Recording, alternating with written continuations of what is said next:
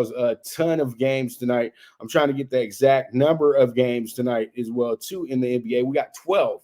So we got a few teams off, but everybody's playing tonight pretty much. So first, let's go ahead and get to the Nets and the Rockets. The Nets coming in here 15-19.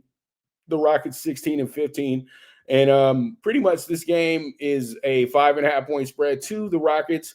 And then over under a 221.5 here. So when I look at this one, I tell myself that, a lot of people are going to write off the Nets tonight, but the Nets have been really good in Houston over the last decade or so, even when they've been a bad team. And, they've struggled as well, too. They did lose 5 in a row in the month of December, and then they did lose 3 in a row on the way out, and they've lost their only game here in January. So that's technically they've lost 4 in a row, and they've lost their last 9 out of 11. This team was much better than that to start the season, but they're just going through their woes. Guys are hurt, guys are banged up, and pretty much they just need a time and place to just start running, because I'm telling you right now, this Nets team is going to get scary in a minute. They're going to start getting wins that they're not supposed to get, and you got to be ready for it. Now, this Rockets team, on the other hand, they're building continuity, they're building chemistry, they're doing a good job with Dylan Brooks and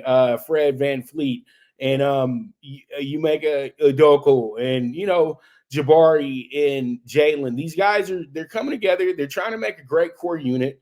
And a lot of things are working out in the right way. But, they didn't finish the month the way that they would want to. They lost their last 6 out of 8 after having a 5-game winning streak in the month of December. But they did start off the month with the win over lowly Detroit. You know what I mean? When you get a win over Detroit, it's like pretty much you're supposed to beat Detroit, right? So they beat Detroit by 23 on the first day of the year. Now they're pretty confident coming into this one. But the thing is, though, they can't look at the Nets like they're Detroit.